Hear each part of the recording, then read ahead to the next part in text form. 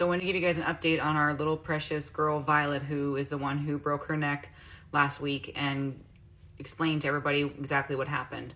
First of all, I want to say that I was wrong on the date on that photo that I put up. It was actually July 2nd. It wasn't the 9th. I got my Tuesdays mixed up. It's been 2 weeks today since it happened.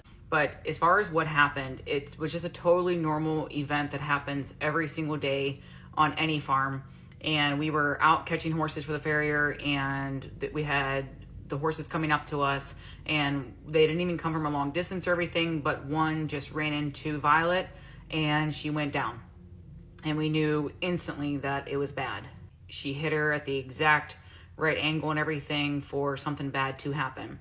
She was in and out of consciousness. You would kind of flail around a little bit, but then she'd be completely gone. We instantly, I'm talking within minutes, had her inside of our little Ford Transit van that we use to transport the horses to the hospital and different places.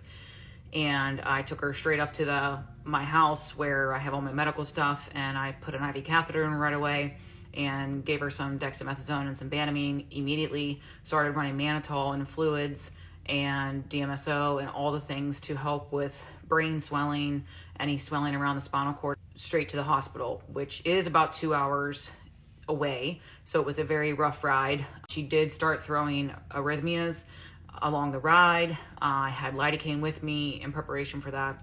And so I was able to add lidocaine to her fluids. The arrhythmias resolved pretty much by the time we got there. Once we got there, she was even more out of it at that point, and they slid the gurney onto the van and then straight into her stall, and obviously they took x-rays immediately. I did not take x-rays at home, just FYI, because there was no reason to, because we didn't have any time to waste. We had to just get going as fast as we could. When they took the x-rays, you'll see here, I knew immediately that it was bad, and it was as bad as I thought it could be. You can see the angle of her head to her spine is like a straight L, which is not the way it should be. It should be her head and then, a little bit down, but then to her spine. And you can see on this other x-ray here, the difference between the two sides. Those are supposed to look the same on both sides. And so she had fractured her C1, but then she also luxated her occipital C1 joint. So basically from her skull to her first vertebrae in her neck was completely luxated. Being that she was in and out of consciousness, we did not know how much brain swelling was going on, how much brain damage was going to occur. We didn't know if medically, if she would ever wake up, and we have this fractured neck to deal with on top of it. So obviously the prognosis was not good at all. They did not, in specific words, tell me to put her down right away. They pretty much told me that, most people would put them down, and that her chances were very slim as to if she would ever stand or be normal or anything like that, which I already knew. I am a veterinarian, but I am the first to tell them when I go to a hospital like this that being that this is my own horse, and not only that, but she is one of our absolute favorites of all times, I'm the first to tell them that I cannot think clearly, and I need them to just be straight with me and tell me what's going on, because I cannot do this on my own, because I am way too emotional when it comes to things like this, especially when it came to Violet. They did that. I knew that, our chances were very, very, very slim, but I also knew that we would try no matter what, and there was no giving up. And I told them that. I said, if there's surgical options, we will absolutely pursue them. Whatever we have to do, we will absolutely do. So we were there for quite a few hours. We talked to 4 different surgeons that were there. They were on the phone with several other surgeons while we were there. They were all putting their heads together, trying to think of what options we had to stabilize her neck, to potentially fix this.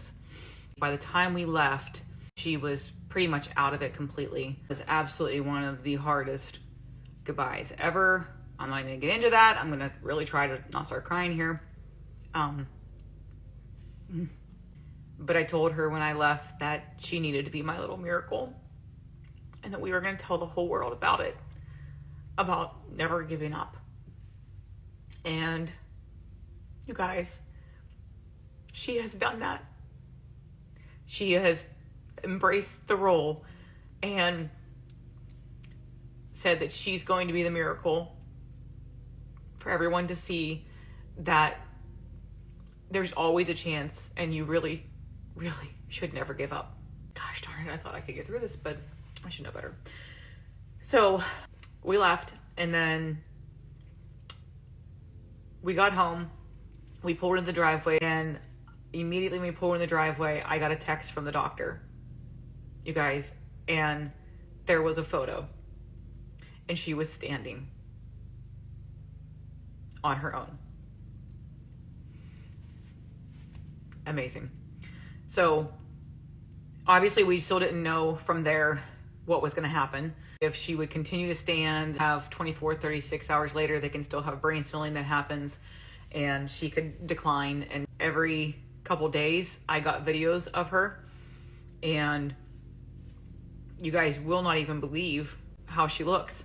And needless to say, she is the hospital favorite. Totally saw that one coming. And they love her. They don't want to see her go. But she is coming home tomorrow, guys. I am scared to death to go pick her up because they have not put a halter on her or anything, because they can't put any pressure on her head at all. Thankfully, she is a very, very, very calm horse, and she does not fight anything in the first place, and she does whatever you ask her. But we still have to get her into the van, and then the ride home and stuff, you know, obviously it's 2 hours. Well, it's going to be more than that because we're going to be extremely careful. But I'm scared to death for this trip tomorrow, but she has to come home. I will share more with you guys tomorrow once she's actually here, hopefully with a whole lot of good news. But please pray that the trip goes okay and we get her home okay, and that my nerves aren't completely shot. They probably will be, no matter what. So, but I will hopefully update you guys tomorrow with videos of her and more good news. But she's our little miracle, and just keep praying, guys.